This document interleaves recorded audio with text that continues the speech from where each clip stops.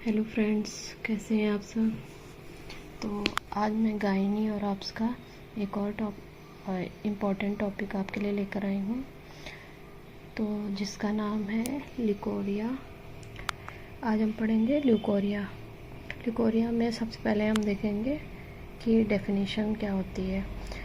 और जो ल्यूकोरिया है ना, वो बहुत इम्पॉर्टेंट टॉपिक है, तो इसे अच्छे से पढ़ना एग्ज़ाम में आने वाले टॉपिक्स में से एक है। तो सबसे पहले हम देखेंगे डेफिनेशन में, जैसे कि ल्यूकोरिया दो वर्ड से मिलकर बना है।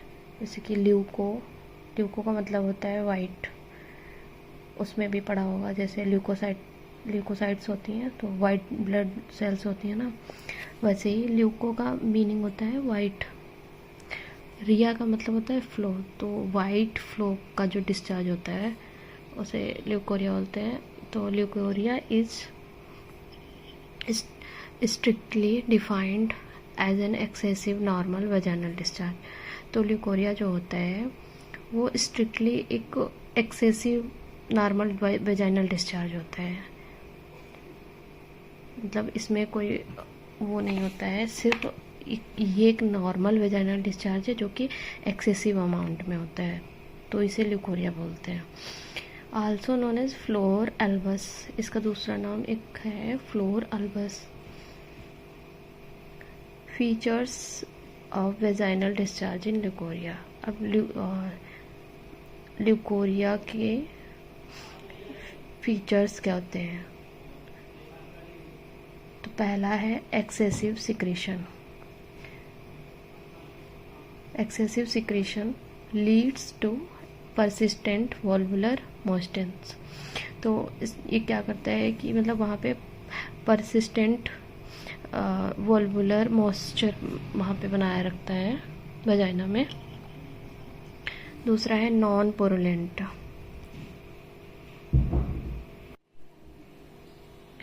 मतलब कि वहाँ पे पस नहीं होता है उसका डिस्चार्ज में, ल्यूकोरिया में।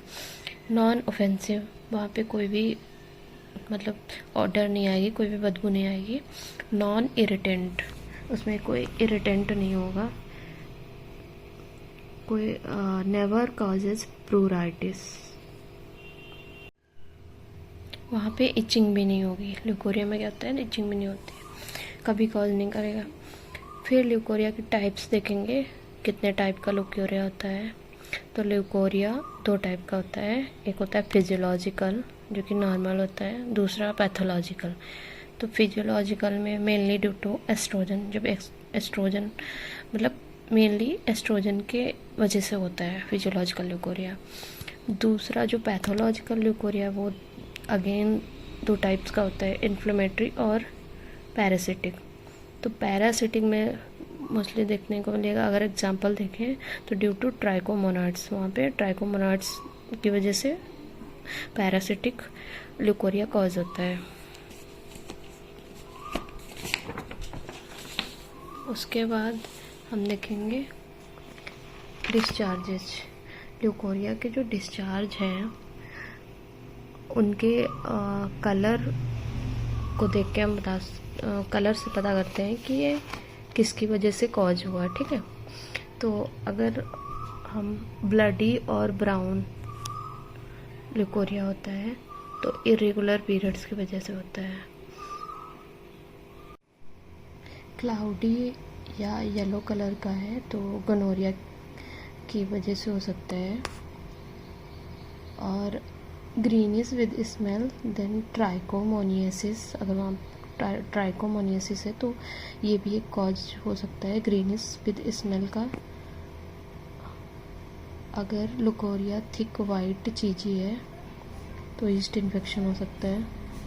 मतलब कि जब ईस्ट इन्फेक्शन होगा तो थिक वाइट चीज़ी ल्यूकोरिया देखने को मिलेगा। उसके बाद अगर बैक्टीरियल वेजाइनोसिस है तो वहाँ पे वाइट, ग्रे या येलो कलर का ल्यूकोरिया देखने को मिलेगा। उसके बाद हम आ जाते हैं इसकी इटियोलॉजी पे। इटियोलॉजी में पहला है फिजियोलॉजिकल कॉज क्या होते हैं जिसकी वजह से ल्यूकोरिया होता है। तो इसमें भी इसमें भी कॉज देखेंगे। प्यूबर्टी है पहला।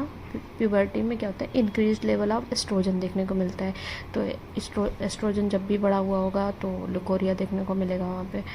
तो उसका दूसरा रीज़न है कि मेंस्ट्रुअल साइकिल के टाइम पे भी जब इंक्रीज्ड एस्ट्रोजन अराउंड ओवल्यूशन के अराउंड जब एस्ट्रोजन का लेवल बहुत बढ़ा हुआ होता है तो उस टाइम पे ल्यूकोरिया देखने को मिलेगा। उसके बाद pelvic congestion during pre menstrual stage, अगर पेल्विक कंजेशन हुआ प्री मेंस्ट्रुअल स्टेज के टाइम पे तो वहाँ पे भी ल्यूकोरिया देखने को मिलेगा। उसके एक रीज़न होता है प्रेगनेंसी का, ठीक है। प्रेगनेंसी में हाइपर स्ट्रेनिज्म विद इंक्रीज वेस्कुलरिटी। तो हाइपर स्ट्रेनिज्म भी एक तरीके का एक्सेसिव अमाउंट ऑफ एस्ट्रोजन जब वहाँ पे होता है तो वहाँ पे प्रेगनेंसी के टाइम पे तब भी लुकोरिया देखने को मिलेगा, क्योंकि एक्सेसिव अमाउंट में वहाँ पे एस्ट्रोजन सिक्रेट हो। फोर्थ रीजन है ड्यूरिंग सेक्सुअल एक्साइटमेंट। जब सेक्सुअल एक्साइटमेंट के टाइम पे भी ल्यूकोरिया देखने को मिलेगा। Increase secretion from Bartholin glands. तो सेक्सुअल एक्साइटमेंट के टाइम पे क्या होता है कि बार्थोलिन जो ग्लैंड्स होती हैं तो बार्थोलिन ग्लैंड से बहुत ज़्यादा मात्रा में मतलब सिक्रीशन होगा, जिसकी वजह से ल्यूकोरिया देखने को मिलेगा। सर्वाइकल कॉज हो सकता है, एक तो था फिजियोलॉजिकल कॉज, एक होता है सर्वाइकल कॉज। सर्वाइकल कॉज में भी सर्वाइकल एक्टोपी की वजह से, क्रोनिक सर्विसाइटिस अगर मिला, सर्वाइकल पॉलिप अगर देखने को मिलता है तो वहाँ पे ल्यूकोरिया देखने को मिलता है। वेजाइनल कॉजेज़ में पीआईडी हो गया, पेल्विक इन्फ्लेमेटरी डिसीजेस, पिल यूज़ कर ली तो उसकी वजह से, यूट्राइन प्रोलैप्स अगर है तो वहाँ पे ल्यूकोरिया देखने को मिलेगा।